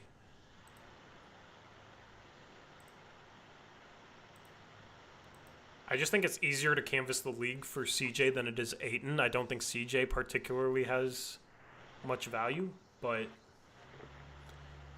I think he has more value than Ayton. The problem is what if New Orleans wants back additional value? Like, how do you figure that out? Where does that value come from? That's where I really struggle. Mm-hmm. Banton went off against them. Honestly, Banton could be the type of guy that you throw into like swing and Ayton trade. I was just about to ask that. I was going to say, do a chat poll. Would you include Banton in an Ayton trade if it let you get off Ayton? Chat, answer yes or no in the chat.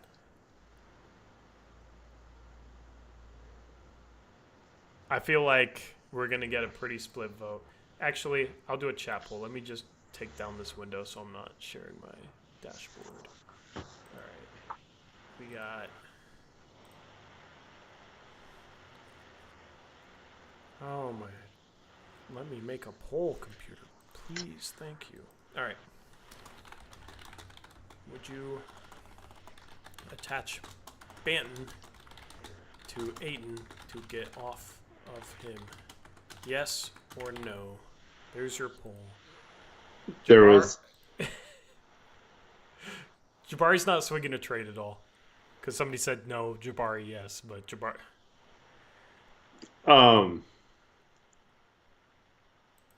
I saw some. I think it was that guy Tyler on Twitter. He had a thing saying like, where would you tier the Blazers in terms of like untouchable, trade for the right price and all that stuff. And a lot of people were including Banton in the untouchable category. Bro, how?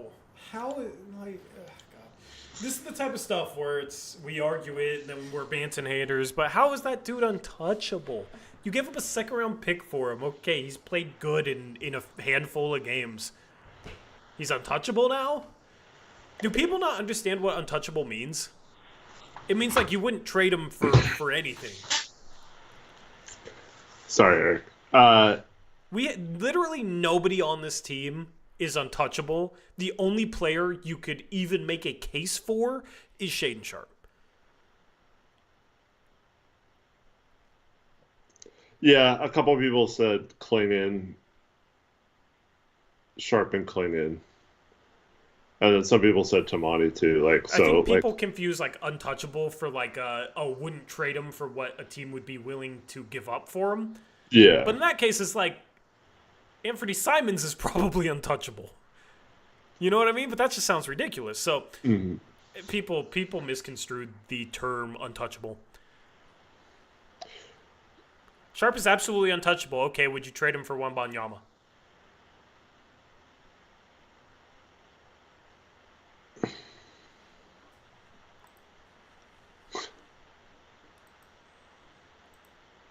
Maybe I'm taking that term a little too far, but yeah, it's kind of the point.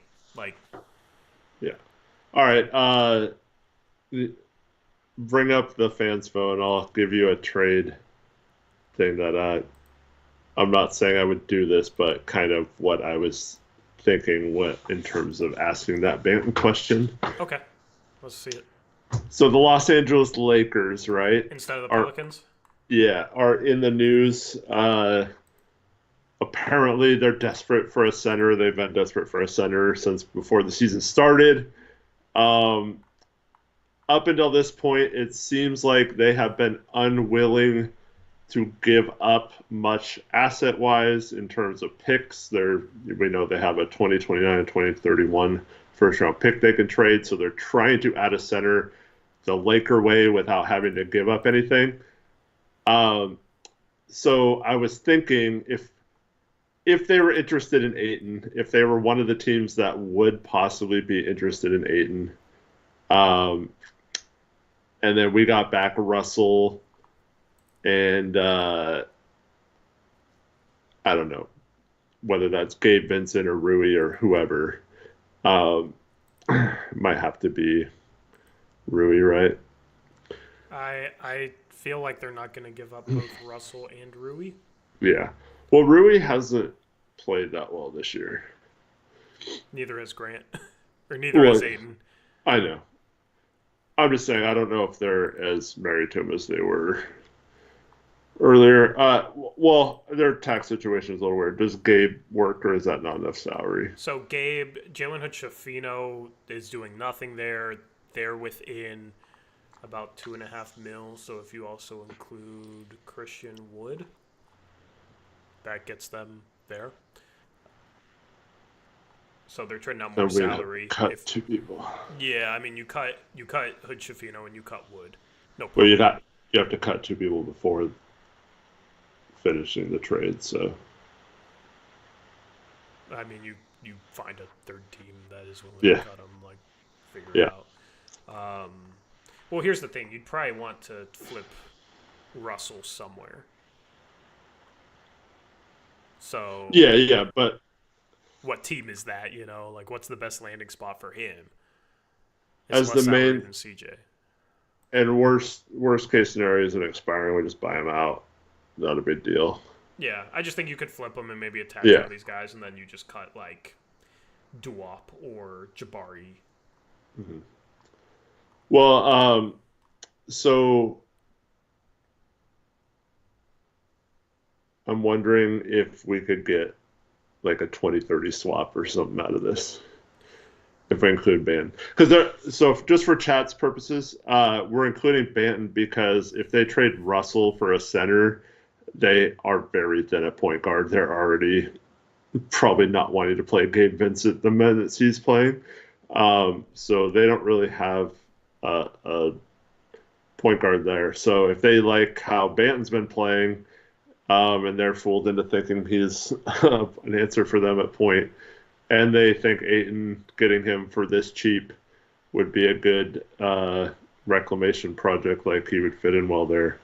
I was just thinking maybe you could squeeze some sort of small asset out of them too. I just don't think so. Because you could easily make the case that D'Angelo Russell is the best player in this deal. Yeah, but they don't think that. But you're counting on them thinking Ayton is something. Yeah. It's do they think Ayton's better than Russell? I don't know. I just think any swap, the best you could hope for is like a top 10 to top 14 protected swap, where if their picks in the top 10 or whatever, they don't have to swap it. Like you're talking about something very limited or very small there that it's kind of a moot point. I just don't see a team giving up value in a trade like this. Now, I think they would do Banton and Ayton for D'Lo and Rui. I disagree. I don't know. I just disagree. I just don't think that they would value Ayton enough to give up both Rui and D'Lo. And I think if you're Portland, you don't have many landing spots for Ayton. Why do they have to give up Rui? Unfortunately, if you're Portland, you do not have much leverage here. So I think it would be something that the Lakers could do in terms of offloading Gabe Vincent and then just tossing in a couple little salaries. And if you're Portland, if you really want to get rid of Ayton, are you saying no to Gabe Vincent because you're not getting Rui? Because Rui doesn't even really factor in. You're talking about flipping him. Yeah, I'd like to flip both of them if I could. I mean, I think your best hope is like a team. Maybe Brooklyn isn't the right team for this, but they have a big expiring contract, obviously, and Ben Simmons. Yeah. And you trade like D'Lo and Gabe Vincent and, I don't know, Hood Shafito, and maybe get back seconds or, anything from the Nets if they want to win games, because they're 6-9 right now, so I don't know exactly where their season's heading. They've been overachieving, but D'Lo's been there before, right? So I don't know. Maybe they want D'Lo. They are kind of limited at the point guard spot. They got Cam Thomas and Schroeder as their starting backcourt, and then who even is their backup point? They've been playing Keon Johnson a little bit, so I could see them wanting another point guard. Especially for someone like Simmons. So this is the type of framework you could insert a different team than the Nets with an expiring contract that maybe would see some value in Russell. And if it's a big enough contract or if they're in a good enough financial position, maybe you can offload Russell and Gabe Vincent and just take back like Ben Simmons, Christian Wood for Banton and Ayton. Now the problem is here with Portland is they're in the freaking tax. So, you got to try and find somewhere for Christian Wood, I guess, or attach Thibault. It starts to get complicated. But that's a general framework that I think is interesting. And I do think that is a team that would have some value with Banton if they trade Rui and Gabe Vincent. Mm-hmm. So the other team, I mean, this is the easiest version of an Ayton trade. It's Ayton to Atlanta, Capella, and Larry Nance Jr. back to the Blazers. They're still under the tax, the Hawks are. The Blazers can buy both these guys out, and they save $34 million in the offseason because they're off of Ayton's contract, which has 2 years left. And if you can get back any sort of asset, you take it. But I think this is the cleanest, most realistic Ayton trade out there. Absolutely. So, but we'll see. We'll see. I could see them thinking Ayton is a good pick-and-roll partner for Trae Young. They'd be kind of foolish, but, if they want to go younger than Capella, his upcoming free agency, maybe he leaves. Maybe there's some questions there, and they want to make sure they have a center entrenched next year. I know they have a Kongwu, but they seem hell-bent upon not starting him. But also, he's started to shoot threes a little bit. Maybe they want to try a Kongwu and Ayton together. I don't know. But Johnny Pedrosa, have you seen the Raptors center lately? Do you even know who it is? Yeah. Jakob Pertl has been insane lately, putting up 2020 games and stuff. Like, he's been playing out of his mind. Why would they take Aiden right now? Yeah. Jakob Pertl is a better player and a better asset, so doesn't really make sense. It's Lakers, Hawks, Pelicans are the 3 teams for Aiden. Now, Jeremy Grant, Lakers, and the trade kind of looks the same in a way. So maybe it's Rui instead of D'Angelo Russell since they're getting back a 4. Since we just discussed that with Aiden, we don't need to show you guys that trade. Other destinations, though, for Grant, Eric, do you have any other ones off the top of your head? Maybe Houston? Maybe, but they're already not starting Tari Eason, and he's played really well, so... Yeah, but you might be able to swing Jabari Smith out of it. I don't know if you'd want him, but... I mean, that's a decent enough asset to get back for Grant. I feel like if the Rockets are going to consolidate some youth, they're going to swing bigger than Grant because they have a lot of solid players that I don't think Grant is enough of an upgrade over to justify consolidating any youth right now.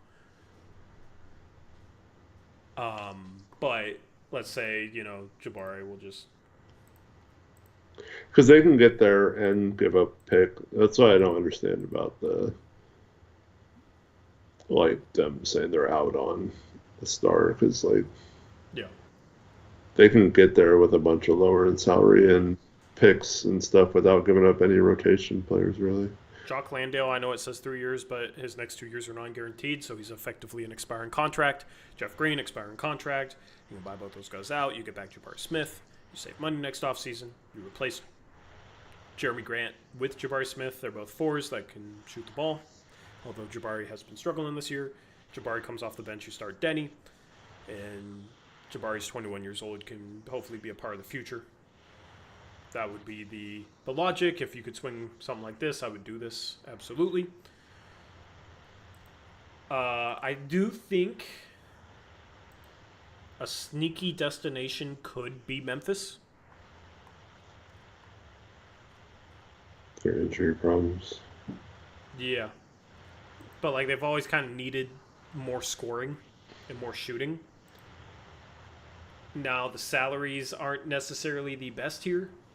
You're looking at Luke Kennard, Brandon Clark. I don't really like his contract. I don't know what the non-guarantees are on it in future years. But they have been talking about the Marcus Smart thing not working out.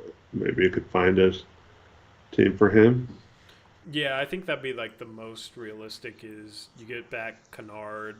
Maybe you play him because you need some shooting. Maybe you buy him out. I don't know. He's on a 1-year contract. But Marcus Smart to a third team, I don't know what team that is. Honestly, I could see Indiana trying to improve defensively and maybe valuing him, even though they have a lot of guards. I mean, maybe that's where you get your Jarris Walker somehow. I don't know. But, I mean, they got TJ McConnell, right, who's a good defender. Yeah. I don't know. I don't know, man. They got, of course, Nemhard. So, can you fit Marcus Smart into that rotation? I don't know. But, if you could figure something like that out, that's definitely something I would explore. Just the other salary for the Pacers is a little bit tough because I don't really want Obi Toppin's contract back. But that's where maybe Memphis would take him and flip you, I don't know, Conquer or whatever, or Brandon Clark. It's a similarly bad contract. So this is kind of how you can get creative with a trade like this. I just don't know where Marcus Smart would go. It's just what could you, if they were willing to flip Marcus Smart for Jeremy Grant, then you start seeing what you can get from Marcus Smart, and that could be a number of different pathways that you could go. It's like a tree, and one branch creates more branches, and there's a lot of possibilities. But I do think like Brandon Clark, Luke Kennard, if you could get back, I've always kind of liked Jake LaRavia. He's starting to do some things this year. And then, like, I don't know what this pick is, you know. You're probably not going to get a great first-round pick back, but if you get a first and LaRavia for Grant, I would do that. And you also save a little bit of money there, $400K over the tax. So I don't know what you figure out there, but that's kind of a general framework. I do think the Grizzlies could be a sneaking team because they need some offense, they need some scoring. What other destinations do you want to explore here, Eric? I don't know. The Kings might take some injuries. Yeah, the Kings got DeRozan, so I don't know. Now that they don't have Harrison Barnes' contract, yeah, like the Bucks maybe, but the only piece that makes sense is like either Bobby Portis, Pat Connaughton. The problem is they can't get their salary wise because that's only about $22 million, and Grant's making $30. So, and they got to trade out. I think, like, I know it says players cannot be aggregated in trade, but if they're below the second apron at the end of the trade, then they can. So they'd have to trade out like a certain amount more than Jeremy Grant's contract. The only way that works is like Brook Lopez plus Pat Connaughton. But why would they trade Brook Lopez for Jeremy Grant? They would be screwed at the center spot. Yeah, it would be a case where it'd have to be Robert Williams in there too. Yeah. But that would be a major risk for them. Yeah. The thing is, like, they don't really have many assets. We got some of their assets, right? So, but they're still going to have to trade out, you know, like Bobby Portis in this trade. So you're looking at something like this, and and then maybe you get their first round pick at 2031. I don't know what the protections would be, but I'm not a big fan of that trade. So I don't think the Bucks are an option. That's something that I've seen floated out there a lot. They don't got more picks to trade, unfortunately. Or fortunately, because we got their friggin' picks. So hopefully they suck by then. Does chat have any good destinations? Chat, leave destinations for Grant in the chat. And we'll maybe look at one or two more, then we'll wrap up the stream. We can talk about Ant trades on a future stream. It's funny that Robert Williams might be our most tradable asset right now. Didn't I say that there is a good chance of that? Yeah.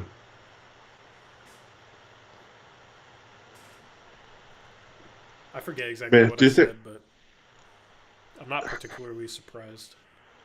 I wonder if Portis has any value to a third team.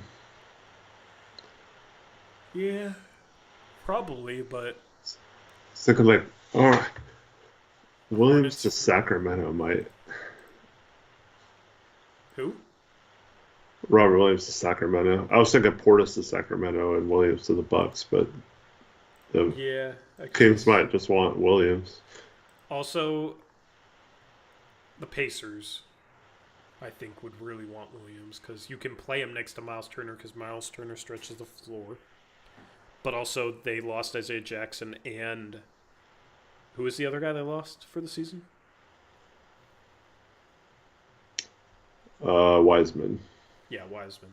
So they could use some center depth and they could use some defense. I think Indiana is the team that makes the most sense for Robert Williams. I think if he's healthy at the deadline, you could maybe hope to get back a first-round pick plus something. Maybe it's another first-round pick if it's bad enough first-round picks. I just think there is multiple teams that will be interested in a healthy Robert Williams. And if you're Portland, I like him, but he's so injury-prone, and you know how that goes here. I don't know if you can pass up the market that he'll have. Yeah. It's tough. So, we'll see. Um, People saying Hornets for Ayton. I mean, what contracts are you going to take back? For those of you that said Hornets for Ayton, you got to trade out 27 million, almost 27 million in terms of contracts. Which contracts are you trading out back to Portland here that are realistic? One of them have to be Grant Williams or Josh Green. And then you're going to have to take two of Cody Martin, Micic, Nick Richards. There was a Bleacher Report trade. I think that's why people are talking about it. I think I saved it on my phone. Hold on. All right, here it is. Ayton to the Hornets. Blazers received Josh Green, Grant Williams, Nick Richards, and a 2025 second-round pick via Philadelphia. Ew. I don't care about the freaking second. We'll sell it anyways. Although that might be a decent second. That's what their point was. It would be. But we don't need any of these players. Yeah, they were saying that they'd probably all have flip value, but yeah, I mean you could try and flip them all. I mean maybe you keep Nick Richards and then trade Robert Williams. Yeah.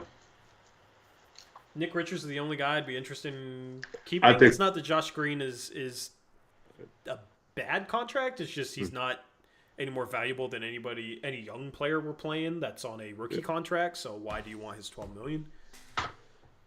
Yeah, I don't know. I think they're easier trade pieces than Ayton. Because I think if you got offered that, you'd have to take it and figure it out. Well, I think you can figure out their landing spots and make it a multi-team trade. Yeah, that's what I'm saying. Yeah. I do wonder, is Micic non-guaranteed next year? Let me see. Because if he is, I would try and flip Thibault for him as part of this trade.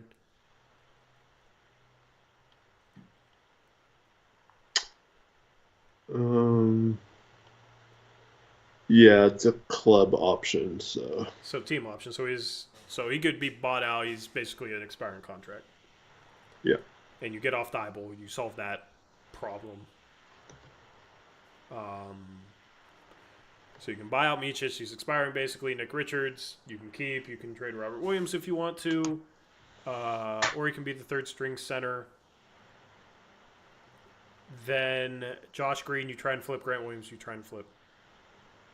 Yeah, I mean, if you could flip Josh Green and Grant Williams for expirings and get any sort of value, yeah, you do that for sure.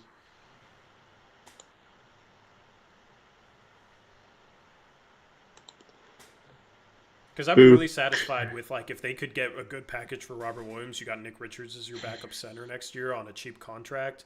You save Robert Williams' money going into the offseason. You save Thibault's money going into the offseason. You save Ayton's money going into the offseason. You get back any sort of assets. Like, all of a sudden, you're clearing up a ton of salary. And it's not like you don't have your center rotation set. Like, you have it set with Richards and Clingan. Mm-hmm. Okay. I don't know how many times you watch almost every stream, my guy. Can you please, every time we bring up a player, stop saying, we don't want him, he's ass, or whatever. Like, no one gives a crap about Micic. He's an expiring contract. Yes. That's the whole point. Like, Torrey's not saying we're trading for him because he thinks he's good and part of our core or something moving forward. He is a vehicle to get off of Thibault's contract next season, in this upcoming offseason. If you trade Thibault for an expiring, you can get rid of the expiring right now. You save the money in the offseason because you're not paying Thibault anymore, and the contract was expiring. That is the entire point. You're trading for the contract. You don't care about the player.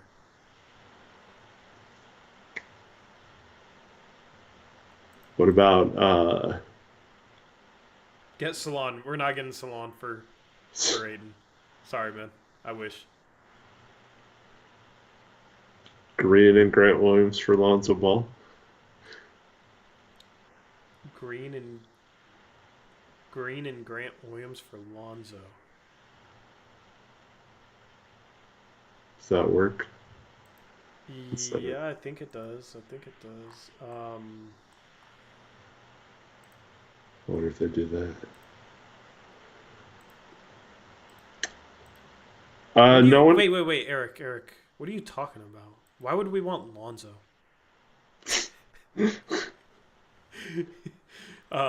Because he's hurt and he's an expiring contract, so you don't have to play him, really. And it allows your young guys to flourish, and you get out of salary.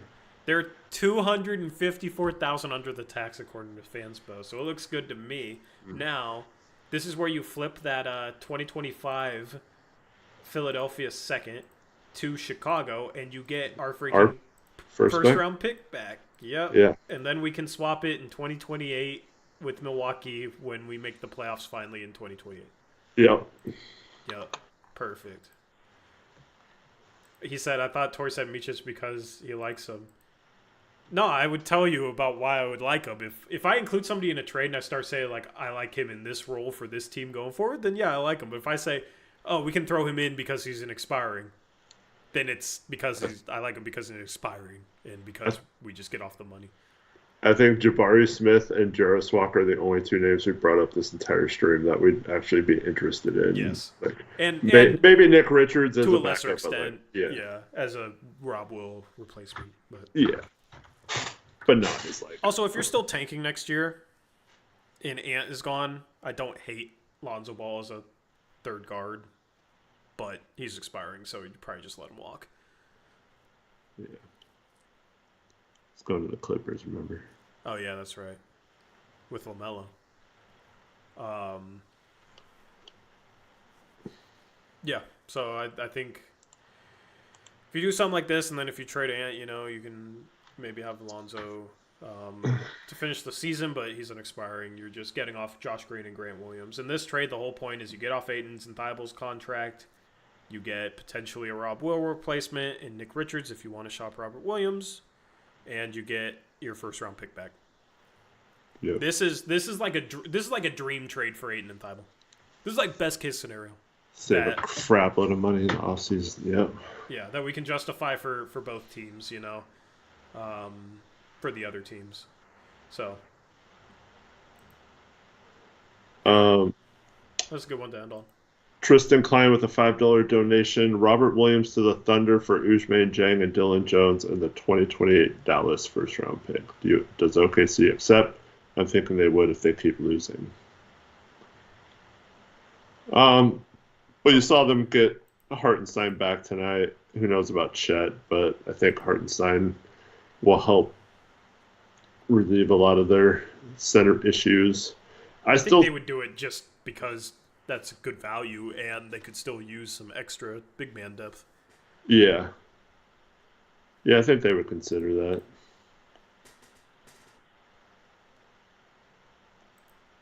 Anyway. Robert Williams is tough, though, because, there are teams that probably wouldn't give up much for him. They would take him, but not give up, an asset, like a first-round pick, because they're concerned about injuries, but there are also teams that would probably think that if he's healthy, that's really good value. So, I don't know. Yep, the longer he stays healthy, the more the Blazers might be able to get for him. Anyway, that's a wrap for this this stream. Our next stream will be tomorrow on our second channel, Blazers Uprise podcast. Picks against the spread. We'll pick the day's NBA games. Chat has been struggling, so if you participated in chat last year when chat won it all, and you haven't been participating this year, chat needs you. So we'll go live roughly 3:50 p.m. Pacific time before tomorrow's games, and we'll pick the spread lines. And then our next matchup is Friday, 5 p.m. Pacific time, against the Houston Rockets, 11-4, playing great basketball. The Blazers at 6-9, but 1-0 in the NBA Cup. So is Houston. Whoever wins this game is going to be the favorite, most likely, to win the pool. They're going to be in a very controlling position because every other team has already lost a game. The Rockets are 1-0, the Blazers are 1-0. The Blazers are 2-0 and the Rockets are 1-1. The first tiebreaker is head-to-head. And the Blazers would, even if they lost another game, they would have the tiebreaker with Houston and with Minnesota, who are the top 2 teams in the pool. And I think both the Kings and the Clippers are beatable by this Portland Trailblazer team. So Friday's matchup is the biggest game since their last playoff game, Eric. Do you agree with that? Other than maybe, do you want to say the Dame return game? Maybe. I just think it's the biggest game for it being like a meaningful game. The 10-4 start season, I don't know. But yeah, other than that, it's hard to argue with that. Yeah. So this is a big, big game. So we'll preview it tomorrow on our second channel. We'll talk about what the Blazers need to do to get a 2-0 record in the NBA Cup. And then Friday, we will have the postgame show, as we always do, and we will react to whatever goes down on Friday night. Okay, there's no event night for Friday. The Blazers play the Rockets again on Saturday. That'll be a call-in night. But yeah, I'm really looking forward to this game. And man, if the Blazers can play defense like they played today, they got a chance to win. They just got to take better care of the ball. Yep. I really want them to win this game, man. I really want them to win this game. I want to cover basketball that means something. Even though it's not playoffs, it's still worth something. So, yeah. I mean, we celebrate Summer League championships here. So, let's get an NBA Cup while we're at it. Right. Anyway. Okay, says, thanks for the stream, guys. Looking forward to Micic on our team. Yeah, man. Me too. Me too, bro. Appreciate you guys. By the way, that chat poll, 61% said they would attach Grant and Aon to get off from him. 39% said no. So that was an interesting chat poll. Appreciate you guys for... What'd you say? More than I would have thought. Yeah, it was pretty 50-50 until the end of that. But appreciate you guys hanging out with us. Appreciate you guys watching the stream. Leave a like on the way out. It helps out the channel. Also, subscribe if you're new. I want to start doing some video content again. It's been a while, but, very busy. So maybe one day. I don't know when, but I do want to get out a couple videos. I miss recording a video, editing a video, that sort of thing. So, but the Blazers got some games coming up. The stretch with games off is over. They had one game in 6 days, that Atlanta game, and now they got a bunch of games to round out November. They play 22nd, 23rd, 25th, 27th, 29th, December 1st, December 3rd. We don't have 2 days off until the games between December 3rd and December 6th. So get used to us. We'll see you next post-game stream. Shout out BetUS. And we're out of here. Until next time. As always, peace out.